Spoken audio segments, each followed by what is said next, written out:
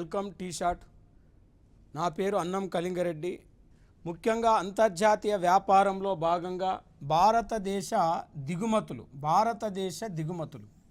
అయితే భారతదేశం 6,000 వస్తువులను 140 దేశాల నుండి దిగుమతి చేసుకుంటుంది. అంటే భారతదేశానికి దిగుమతి భాగస్వామ్య దేశాలు 140 ఉన్నాయి. ఈ 140 దేశాల నుండి 6,000 రకాల వస్తువులను దిగుమతి చేసుకుంటుంది. కాబట్టి 6,000 రకాల వస్తువులను స్థూలంగా 2 రకాలుగా వర్గీకరించవచ్చు. ఒకటి bulk imports, 2 non bulk imports.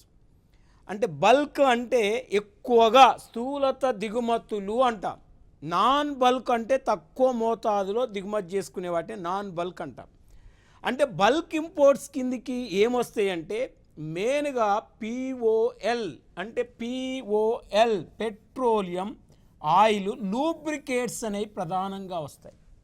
వీటితో పాటు ఫెర్టిలైజర్స్ ఎరువులు, పల్సెస్ పప్పు ధాన్యాలు, తర్వాత తృణధాన్యాలు సెరిల్స్, నెక్స్ట్ వంట నూనెలు భారతదేశ దిగుమతుల్లో స్థూలత దిగుమతుల కిందికి వస్తాయి.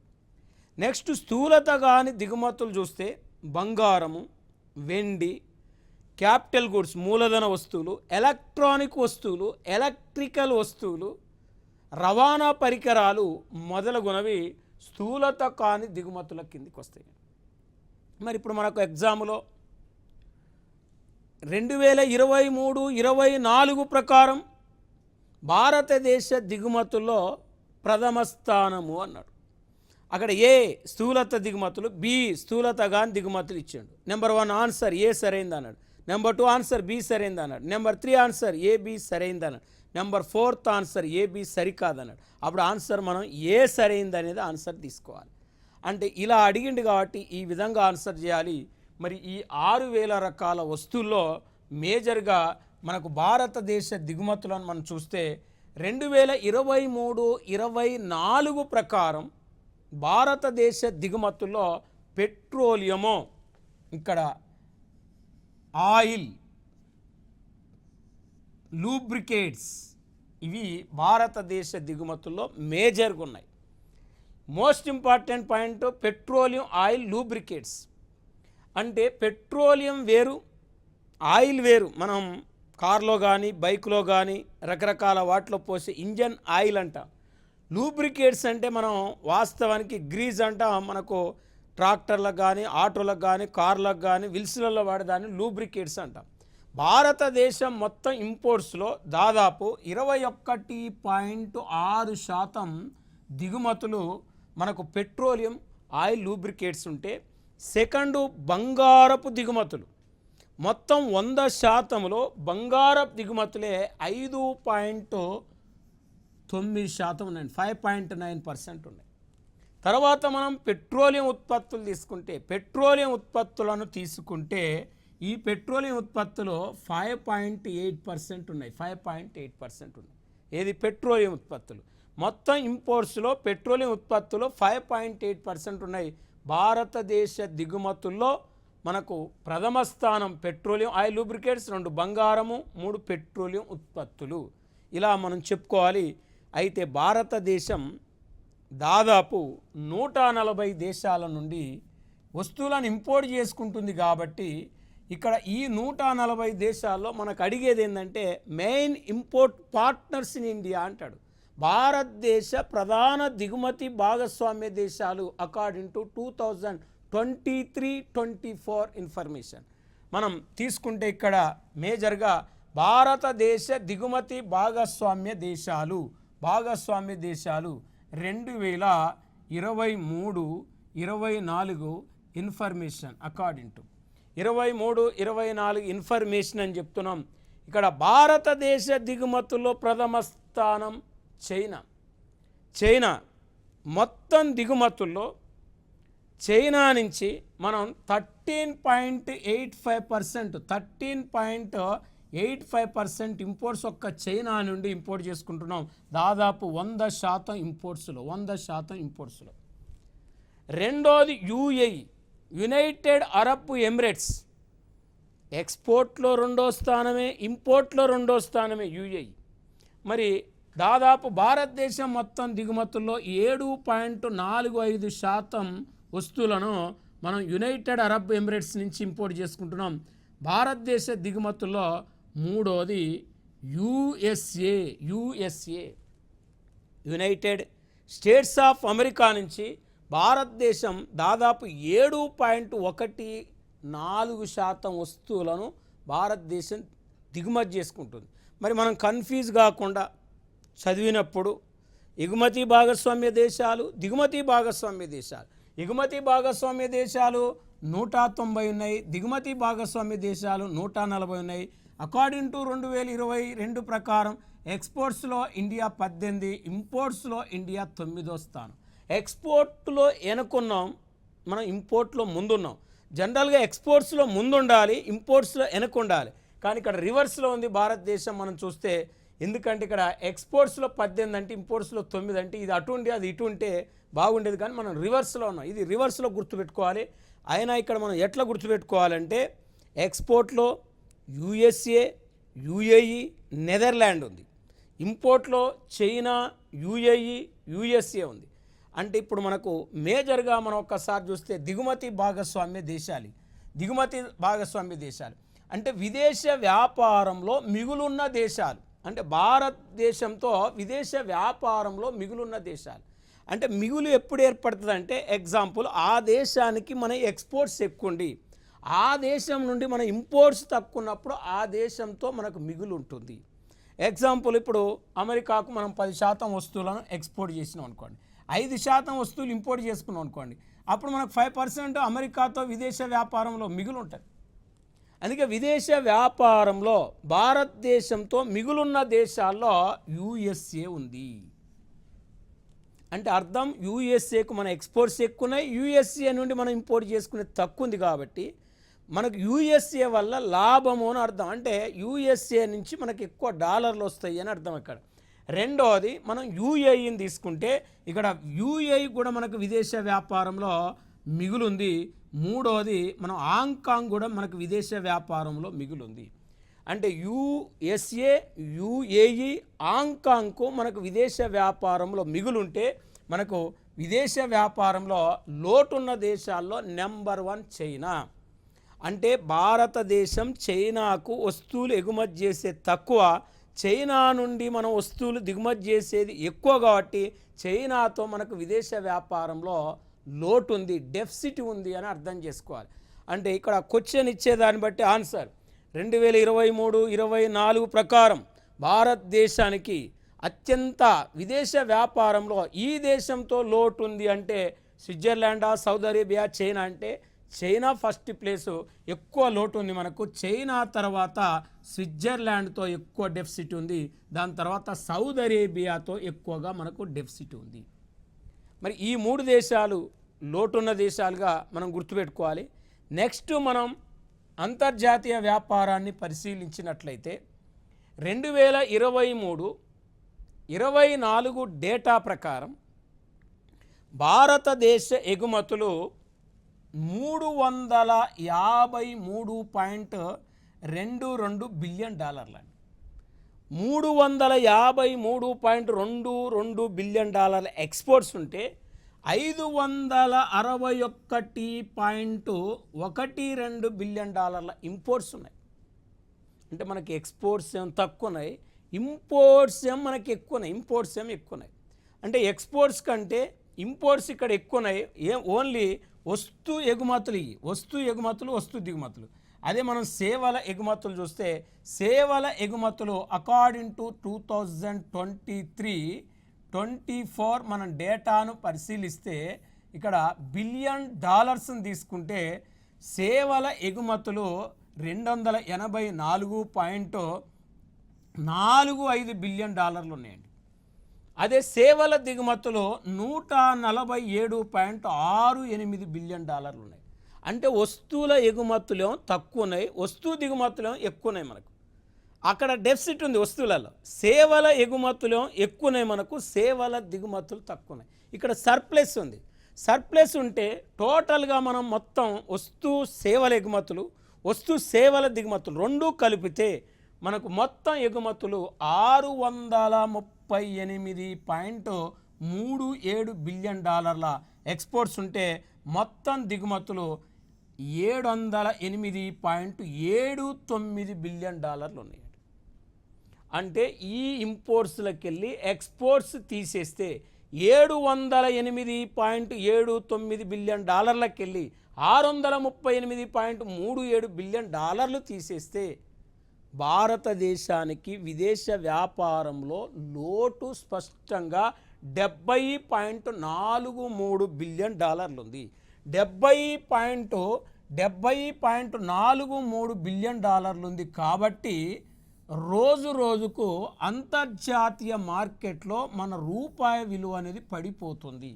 అంటే డాలర్ విలువ పెరుగుతుంది, రూపాయి విలువ తగ్గుతుందంటే కారణం ఏంటంటే ఎప్పుడైతే మనకు అంతర్జాతీయ వ్యాపారంలో సర్ప్లస్ ఉంటుందో, మిగులు ఉంటుందో, అప్పుడు మన అంతర్జాతీయ మార్కెట్లో రూపాయికి విలువ పెరుగుతుంది. అప్పుడు డాలర్తో పోలిస్తే రూపాయి విలువ పెరుగుతుంది, డాలర్ తగ్గుతుంది. మరి మనకు అంతర్జాతీయ వ్యాపారంలో వాస్తవానికి మిగులు ఉండాలంటే ఎక్స్పోర్ట్స్ ఎక్కువ ఉండాలి, ఇంపోర్ట్స్ తక్కువ ఉండాలి. మరి ఎక్స్పోర్ట్స్ పెరగాలి, ఇంపోర్ట్స్ తగ్గాలంటే దానికి అనేక రకాల మార్గాలు ఉన్నాయి. అంటే మనకు మూల్యహీనీకరణ, మూల్య క్షయ అనేవి రెండు అంశాలు కనపడుతుంటాయి. మూల్యహీనీకరణ, మూల్య క్షయ అంటే వాస్తవానికి మూల్యక్షయ అంటే అర్థమైంది అంటే ఇక్కడ devaluation of currency, depreciation of currency అనే రెండు కాన్సెప్ట్లు ఉంటాయి. అంటే డిప్రిషియేషన్ ఆఫ్ కరెన్సీ అంటే అంతర్జాతీయ మార్కెట్లో వచ్చే కొన్ని పరిణామాల వల్ల రూపాయి విలువ దానంతట అది పడిపోవటాన్ని మూల్యక్షయ అంటారు. మూల్యహీనీకరణ అంటే అది కాదు. మూల్యహీనీకరణ డివాల్యుయేషన్ ఆఫ్ కరెన్సీ అంటే ఒక దేశ కరెన్సీ విలువను విదేశీ కరెన్సీ రూపంలో కానీ బంగారం రూపంలో కానీ కావాలని తగ్గించుకోవటాన్ని ఏమంటామంటే మూల్యహీనీకరణ అంటాం. ఈ మూల్యహీనీకరణ చేసినప్పుడు మన ఎక్స్పోర్ట్స్ పెరుగుతాయి, ఇంపోర్ట్స్ తగ్గుతాయి. అంటే మన ఎగుమతులు పెంచుకొని దిగుమతులు తగ్గించుకోవడానికి మన దగ్గర ఒక పరిష్కార మార్గం ఉంది. మూల్యహీనీకరణ చేసుకున్నట్లయితే కూడా మనకు ఎగుమతులు పెరిగి దిగుమతులు తగ్గుతాయి. కానీ మూల్యహీనీకరణ చేయాలంటే కంపల్సరీ మనం ఇష్టం వచ్చినట్టు చేయటానికి వీల్లేదు. మనం మూల్యహీనీకరణ చేయాలంటే మనకు ఐఎంఎఫ్ అనేది అనుమతి ఇవ్వాలి. అంటే ఐఎంఎఫ్ పర్మిషన్ లేకుండా, ఇంటర్నేషనల్ మానిటరీ ఫండ్ అనే పర్మిషన్ లేకుండా ఎట్టి పరిస్థితుల్లో మనం రూపాయి మూల్యహీనీకరణ చేయటానికి వీల్లేదు. కాబట్టి మనం గతంలో కూడా కొన్నిసార్లు మూల్యహీనీకరణ చేసినాం. ఇది ఒక పెద్ద కాన్సెప్ట్. ఇది జిఎస్ పరిధిలో కాకుండా హై రేంజ్ కాంపిటేటివ్ ఎగ్జామ్లో అడుగుతాడు. కాబట్టి మూల్యహీనీకరణ మనకు తక్షణ పరిష్కార మార్గం మన ఏది రూపాయి విలువ పెరగటానికి అని చెప్తున్నాం. నెక్స్ట్ మనం జనరల్గా చూస్తే ఇప్పుడు ఈ భారతదేశ ఎగుమతులు, భారతదేశ దిగుమతుల గురించి మనం ప్రధానంగా చదవటం జరిగింది. అయితే ఇక్కడ మేజర్గా ఒక దేశం మరొక దేశంతో అంతర్జాతీయ వ్యాపారం చేస్తున్నప్పుడు రెండు దేశాల మధ్య సమస్య రావచ్చు, తగాదా రావచ్చు. ఈ రెండు దేశాల మధ్య సమస్యలను పరిష్కరించడానికి ఒక ప్రత్యేక సంస్థ ఉండాలనే ఉద్దేశంతో 1947-48వ సంవత్సరంలో 53 సభ్య దేశాలు క్యూబా రాజధాని హవానాలో సమావేశమైనాయి. అంటే ఒక దేశం మరొక దేశంతో వ్యాపారం చేస్తున్నప్పుడు రెండు దేశాల మధ్య ఏర్పడే సమస్యలు పరిష్కరించడానికి ఒక సంస్థను ఏర్పాటు చేసుకోవాలనే ఉద్దేశంతో 53 సభ్య దేశాలు క్యూబా రాజధాని హవానాలో సమావేశమై ఆ 53 దేశాలు ఐటీఓ చార్టర్ మీద సంతకం పెడితే, ఇంటర్నేషనల్ ట్రేడ్ ఆర్గనైజేషన్ చార్టర్ మీద సంతకం పెడితే, ఇక్కడ ఈ 53 దేశాలు సంతకం పెడితే ఐటీఓ చార్టర్ని అమెరికా ఆమోదించలేదు. అమెరికా ఆమోదించకపోవటం వల్ల ఐటీఓ చార్టర్ అనేది కార్యరూపం దాల్చలేదు. అంటే ఐటీఓ అనేది ఏర్పడలేదు. ఏర్పడకపోయేసరికి దాదాపు ఈ 53 దేశాల్లో 1947 అక్టోబర్ 30వ తారీఖు నాడు అక్టోబర్ 30వ తారీఖు నాడు 23 సభ్య దేశాలు, ఈ 53 సభ్య దేశాల నుంచి 23 సభ్య దేశాలు స్విట్జర్లాండ్లోని జెనీవాలో సమావేశమై ఈ 23 దేశాలు ఘాట్ అనే ఒక ఒప్పందాన్ని ఏర్పాటు చేసుకుంది. అంటే ఘాట్ అనే ఒక అగ్రిమెంట్ మీద 23 దేశాలు సంతకం పెట్టినాయి. ఒకవేళ ఐటీఓ చార్టర్ను గానక అమెరికా ఆమోదించుంటే ఘాట్ ఏర్పడేది కాదు.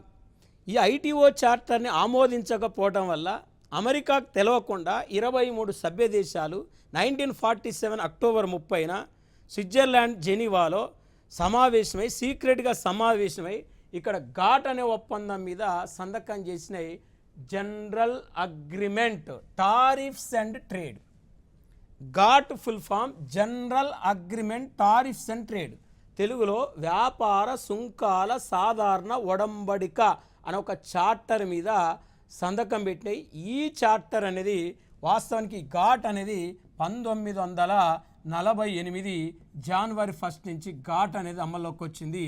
ఈ ఘాట్ యొక్క ప్రధాన కార్యాలయమో స్విట్జర్లాండ్లోని జెనీవాలో ఉంది. ఘాట్ ఏర్పడిన తర్వాత ఘాట్లో కూడా అమెరికా చేరి మళ్ళీ ఘాటు కొన్ని కాంట్రవర్సీలు అయింది. అంటే ఘాటు కాంట్రవర్సీలు అయింది. ఏ సమావేశం కాంట్రవర్సీలు అయింది ఘాట్లో అంటే ఉరుగ్వే సమావేశం అనేది కాంట్రవర్సీలుగా దారితీసింది ఘాట్లో. అంటే ఆ ఉరుగ్వే సమావేశమే ఘాటు విచ్ఛిన్నం కావటానికి దోహదపడి ఘాటు ప్లేస్లో 1995 జనవరి 1 నుంచి ఘాటు ప్లేస్లో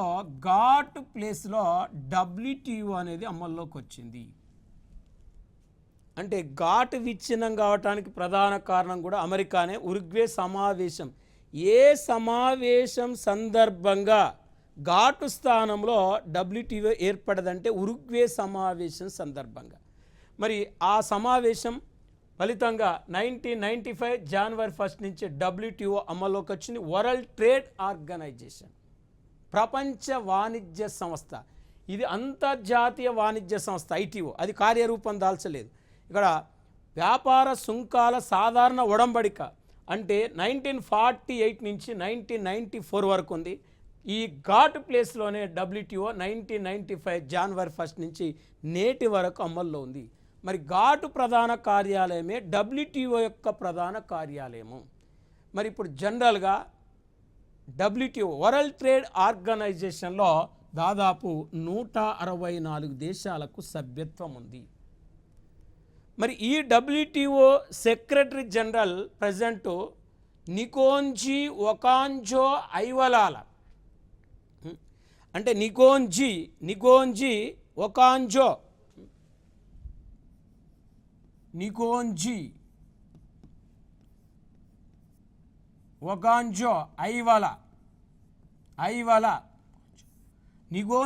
ఒకాంజో ఐవలా ఈమె తొలి మహిళా WTO సెక్రటరీ జనరల్. నికోంజీ ఒకాంజో ఐవలా ఆమె పేరు నికోంజీ ఒకాంజో ఐవలా. ఈమె నైజీరియా దేశం చెందిన తొలి మహిళా WTO సెక్రటరీ జనరల్. ఈమె ఏడవ WTO సెక్రటరీ జనరల్, తొలి మహిళా సెక్రటరీ జనరల్. ఈమె మనకు గతంలో పోటీ పరీక్షల్లో WTO సెక్రటరీ జనరల్ ఎవరని గతంలో రావటం జరిగింది. కాబట్టి మనకు ఎక్కువ కరెంట్ ఎకానమీ మీద ప్రస్తుతం WTO సెక్రటరీ జనరల్ ఎవరు అని అడుగుతాడు. కాబట్టి ఆమె పేరు నికోంజీ ఒకాంజో ఐవలా అని గుర్తుపెట్టుకోవాలి. ఈమె నైజీరియా దేశం, తొలి మహిళా WTO సెక్రటరీ జనరల్. వరుస క్రమంలో 7వ WTO సెక్రటరీ జనరల్ మనం గుర్తుపెట్టుకోవాలి. తర్వాత నెక్స్ట్ మనం స్టడీ చేస్తే WTO సమావేశాలు ప్రతి 2 సంవత్సరాలకు ఒకసారి జరుగుతాయి. మరి ఇటీవల 13వ WTO సమావేశాలు 2024 సంవత్సరం ఫిబ్రవరి 26 నుండి ఫిబ్రవరి 29ల మధ్య యునైటెడ్ అరబ్ ఎమిరేట్స్ దేశంలోని అబుదాబిలో జరిగినాయి. అబుదాబి అనే నగరంలో ఇటీవల WTO సమావేశాలు జరిగినాయి. ఎన్నో సమావేశాలంటే 13th కాన్ఫరెన్స్. ఇది ఫిబ్రవరి 26 to 29 మధ్య జరిగింది. ఎప్పుడైనా WTO సమావేశాలు జరిగితే ఆ దేశాల నుంచి వాణిజ్య శాఖ మంత్రులు హాజరవుతారు. మన దేశం నుంచి ఈ 2024 WTO సమావేశాలకు వాణిజ్య శాఖ మంత్రి పీయూష్ గోయల్ హాజరు కావటం జరిగింది. అప్పుడు ఆయన కమర్షియల్ మినిస్టర్ కాబట్టి ఆయన హాజరు కావటం జరిగింది. దీని తర్వాత మనం అధ్యయనం చేస్తే ఇక్కడ మనకు మేజర్గా ఇక్కడ మనకు వ్యాపార సుంకాల సాధారణ ఉడంబిక ఘాటు గురించి చదివినాం. ప్రపంచ వాణిజ్య సంస్థ గురించి కూడా మనం నేర్చుకున్నాం. ప్రపంచ వాణిజ్య సంస్థ గురించి నేర్చుకున్నాం. ఇప్పుడు అంతర్జాతీయ ద్రవ్యనిధి ప్రపంచ బ్యాంకు అంటే అంతర్జాతీయ ద్రవ్యనిధిని మనం IMF అంటాం ఇంగ్లీష్లో. ఇక్కడ ప్రపంచ బ్యాంకును పూర్వ పేరు IBRD అంటారు. లేటెస్ట్గా వరల్డ్ బ్యాంక్ అంటారు. దీన్ని వరల్డ్ బ్యాంక్ అంటారు. ఇది మన జనరల్గా ఇంటర్నేషనల్ మానిటరీ ఫండ్ అంతర్జాతీయ ద్రవ్యనిధి. ఈ IMF international bank for reconstruction development అంతర్జాతీయ పునర్నిర్మాణ బ్యాంక్ ఒకప్పుడు లేటెస్ట్గా దాన్ని వరల్డ్ బ్యాంకుగా పేరు మార్చడం జరిగింది. ఈ IMF IBRD ఈ రెండు సంస్థలు అంటే 1939 నుంచి 1945 వరకు ప్రపంచంలో రెండో ప్రపంచ యుద్ధం జరిగింది. రెండో ప్రపంచ యుద్ధం జరుగుతున్న సమయంలోనే ప్రపంచంలో అనేక దేశాలు ఆర్థికంగా దెబ్బతిన్నాయి. ఈ ఆర్థికంగా దెబ్బతిన్న దేశాలను పునర్నిర్మాణం చేయాలంటే ఒక సంస్థ ఉండాలి.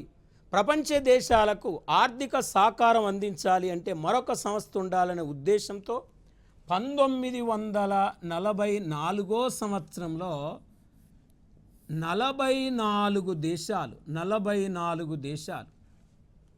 అమెరికాలోని బ్రిటన్ వుడ్స్లో సమావేశమైనవి.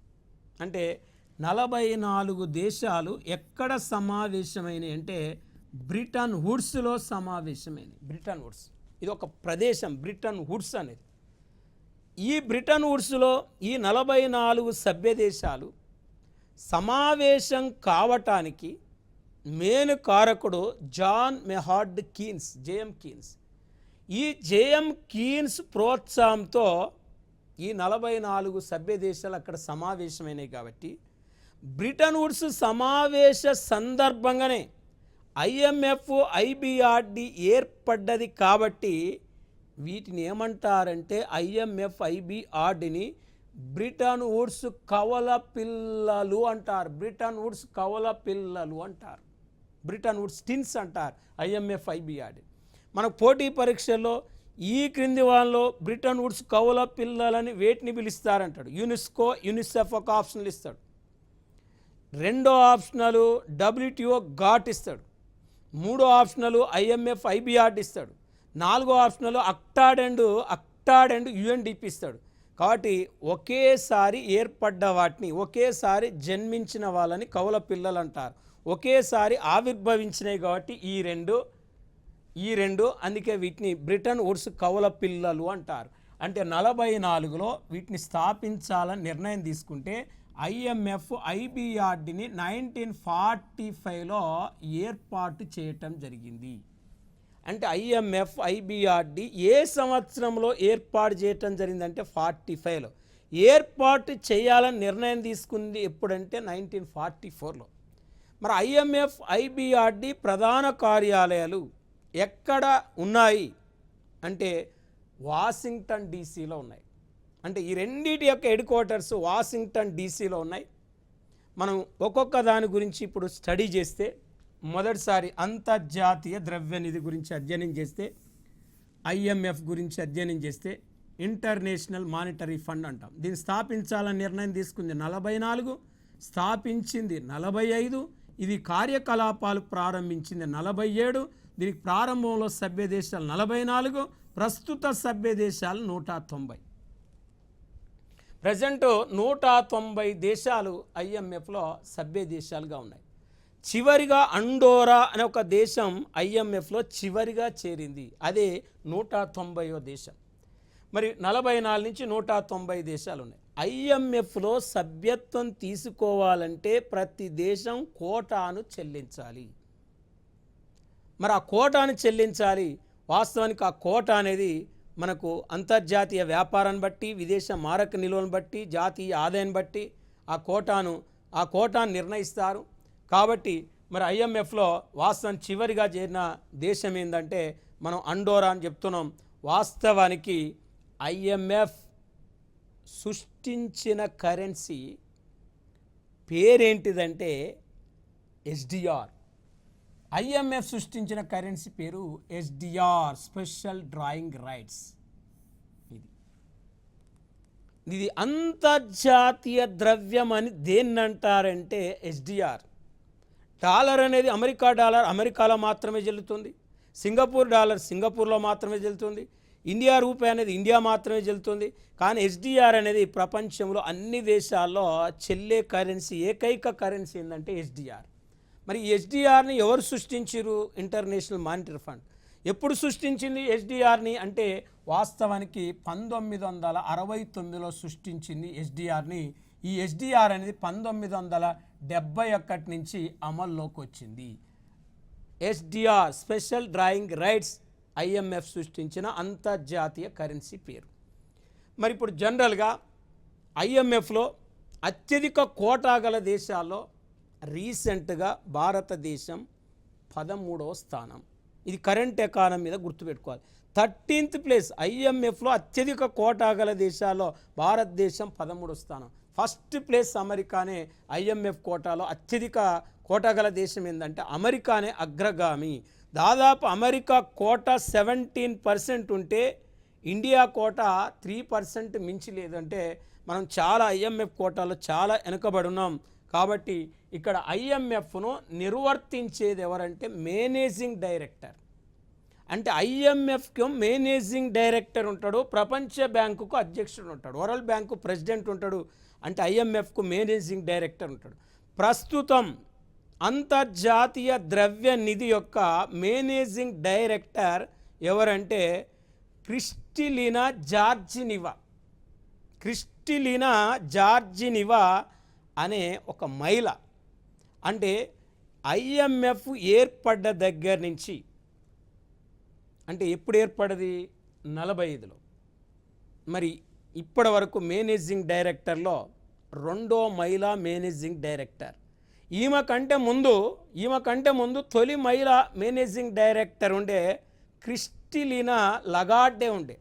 క్రిస్టిలినా లగార్డే తొలి ఐఎంఎఫ్ యొక్క మేనేజింగ్ డైరెక్టర్ అయితే ఈమె రెండో మరి మహిళా మేనేజింగ్ డైరెక్టర్. వీళ్ళిద్దరిది కూడా ఫ్రాన్స్ దేశమే.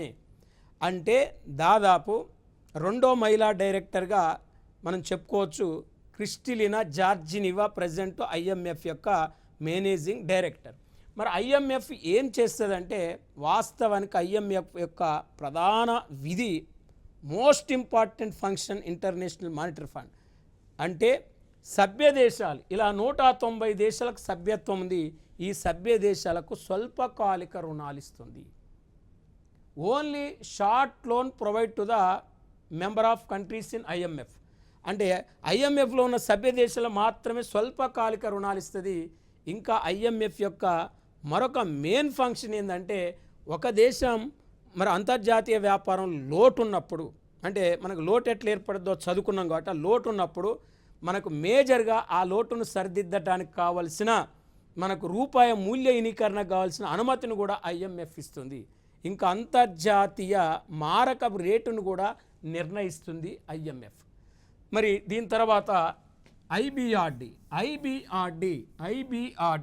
అనే దాన్ని మనం జనరల్గా తీసుకుంటే మనకు ఐబిఆర్డి అంటే ప్రపంచ bank, international bank for reconstruction development, అంతర్జాతీయ పునర్నిర్మాణ బ్యాంకు. దీన్ని వరల్డ్ బ్యాంక్ అంటున్నాం. ఈ వరల్డ్ బ్యాంకును 1944లో స్థాపించాలని నిర్ణయం తీసుకుంటే 45లో స్థాపించటం జరిగింది. 1946 నుంచి ఆర్థిక కార్యకలాపాలు ప్రారంభించింది. దీంట్లో ప్రారంభంలో 44 దేశాలుంటే ప్రజెంట్ 189 దేశాలు మెంబర్షిప్గా ఉన్నాయి. మరి ఇక్కడ వాస్తవానికి 1945లో ప్రపంచ బ్యాంకును $10 బిలియన్ ఆధీకృత మూలధనంతో ఏర్పాటు చేశారు. అంటే ఐఎంఎఫ్కు ఐబిఆర్డికి చాలా డిఫరెన్స్ ఉంటుంది. ఐబిఆర్డ్ అనేది సభ్య దేశాలకు దీర్ఘకాలిక రుణాలు ఇస్తుంది. మరి చూడండి, ఐఎంఎఫ్ ఓన్లీ స్వల్పకాలిక రుణాలు ఇస్తే ఐబిఆర్డి దీర్ఘకాలిక రుణాలు ఇస్తుంది. మరి వాస్తవానికి దీని యొక్క హెడ్ క్వార్టర్ కూడా వాషింగ్టన్ డీసీలో ఉంది. మరి ప్రజెంట్ ప్రపంచ బ్యాంక్ యొక్క అధ్యక్షుడు ఎవరంటే అజయ్ బంగా. అజయ్ బంగా అనే వ్యక్తి ప్రజెంట్ వరల్డ్ బ్యాంక్ యొక్క ప్రెసిడెంట్. తొలిసారిగా ఒక ప్రవాస భారతీయుడు ప్రపంచ బ్యాంకుకు అధ్యక్షుడు కావటం జరిగింది. అంటే భారతదేశంలో పుట్టి పెరిగినప్పటికీ ఈయన అమెరికాలో స్థిరపడ్డాడు కాబట్టి ఈయన ఏమంటారు అంటే ప్రవాస భారతీయుడు అంటారు. తొలిసారిగా ఒక ప్రపంచ బ్యాంకు ప్రవాస భారతీయుడు అధ్యక్షుడు కావటం జరిగింది. ప్రజెంట్ అజయ్ బంగా ప్రపంచ బ్యాంక్ యొక్క అధ్యక్షుడిగా మనం చెప్పుకోవచ్చు. మరి ఇంకా మనం ప్రపంచ బ్యాంకుకు మెయిన్గా దానికి 4 అనుబంధ సంస్థలు ఉన్నాయి. IDA, IFC, IFC, MIGA, ICS, ID. ఈ 4 వరల్డ్ బ్యాంక్ యొక్క అనుబంధ సంస్థలు.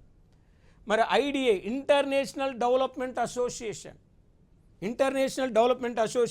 దీన్ని 60లో లాంచ్ చేశారు. ఐఎఫ్సి దీన్ని 56లో లాంచ్ చేశారు.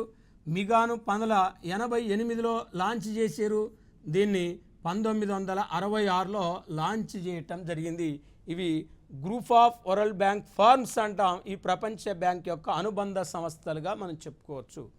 మనం అంతర్జాతీయ వ్యాపారానికి సంబంధించిన పూర్తి అంశాల గురించి మనం నేర్చుకోవడం జరిగింది. కంపల్సరీ మనకు ప్రతి పోటీ పరీక్షల్లో ఎక్కువ కరెంట్గా ఎక్స్పోర్ట్స్ ఇంపోర్ట్స్ మీద ఎక్కువ బిట్లు అడుగుతారు కాబట్టి వీటి మీద ఎక్కువ ఫోకస్ చేయండి. మనం ఈ అంతర్జాతీయ వ్యాపారాన్ని పూర్తి డీటెయిల్స్లో మీకు అందించడం జరిగింది కాబట్టి నెక్స్ట్ క్లాస్లో నెక్స్ట్ టాపిక్తో మీ ముందుకు రావటం జరుగుతుంది. Thank you.